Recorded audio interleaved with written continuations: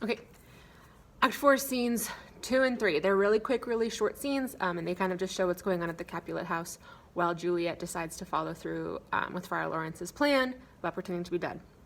So scene 2 opens with Lord Capulet and Lady Capulet and some of the servants discussing the upcoming wedding.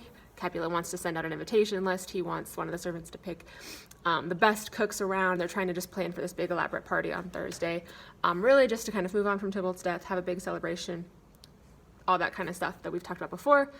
Lord Capulet asks if anyone knows where Juliet's at, and then he basically says that she's been a brat lately and he wants to know if she's finally come around or not. And then Juliet walks in, coming home from Friar Lawrence's cell, and she basically says, listen, I've had a change of heart. I talked to Friar Lawrence. He spoke some sense into me. I need to ask your forgiveness. I'm so sorry for the way I've disrespected you. Yes, of course, I'll marry Paris. That's a good idea. Please forgive me. Please accept me back into your family, and then let's do this wedding. So her dad's thrilled to hear that, and he actually suggests that they move the wedding to tomorrow. So today is Tuesday, the wedding was going to be on Thursday, and now Lord Capulet recommends that they move it to tomorrow, just to get this celebration happening, move on from the grief of Tybalt, just the sooner the better, basically, in his mind. Lady Capulet's a little hesitant about that, but Juliet agrees. She's like, yeah, sure, tomorrow sounds good. Whenever we got to do it, let's do it.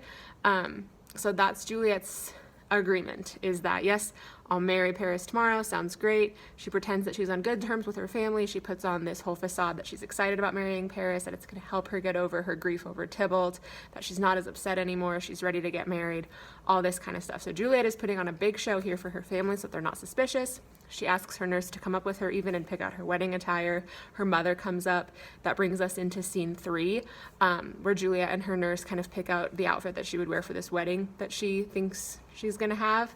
Remember, Juliet is like pretending. She knows this is never going to happen, but she has to put on this show so that everyone believes her and that no one's suspicious. So she agrees to this wedding. They pick out her wedding clothes, pick out some jewelry.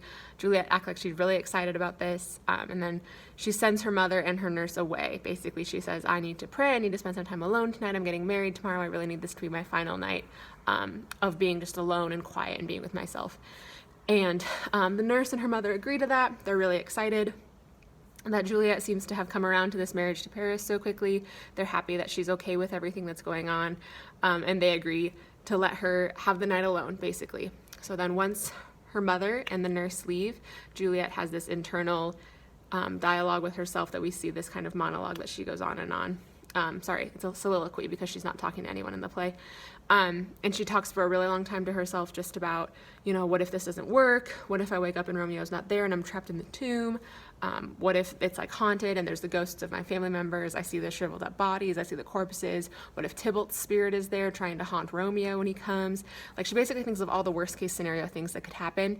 She even questions if maybe Friar Lawrence poisoned the vial and it's going to kill her because he feels guilty about marrying her to Romeo. She goes through a ton of like worst case scenarios in her mind. She's really stressed out about this whole drinking the vial thing. She doesn't really feel confident in it at all.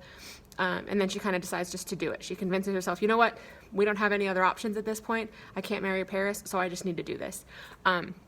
So she does basically a cheers to Romeo, hopes for the best, tips it back, and collapses onto her bed. And that's where scene 3 ends of Act 4, is that everyone in the Capulet family thinks that this wedding's going to happen tomorrow. Everyone thinks Juliet's on board. They don't know anything about her marriage to Romeo. They're planning for this wedding. They think Juliet's excited about it. Juliet even picked out the outfit that she would wear, talked to her nurse and her mother, 2 of the closest women in her life, about how wonderful this is going to be, and ultimately kind of convinced everyone that she's ready to marry Paris, that she's doing okay, and then she takes this vial. So Act 4, Scene 4 kind of picks up with the repercussions of all of that, and then things really start moving quickly from here. We're almost finished with the play. Juliet's now unconscious, so she's unaware of what's going on from here on out, and we know that the Capulet family will find her in the morning and assume that she's dead. So that's what's coming up. Tomorrow, Tuesday, I will post video explanation of Act 4, Scenes 4 and 5, and I will also post comprehension questions for Act 4. Then Wednesday, I'll start going over Act 5 once again. Thursday, I'm going to post the comprehension questions for Act 5, and Friday, you are going to have an online test over all of Romeo and Juliet, the whole play. All right, so if you have any questions, please just shoot me an email or comment on Classroom, anything like that that you need to do to get a hold of me. Otherwise, I miss you guys. I hope you're staying safe. I'm looking forward to seeing you soon. Have a good one.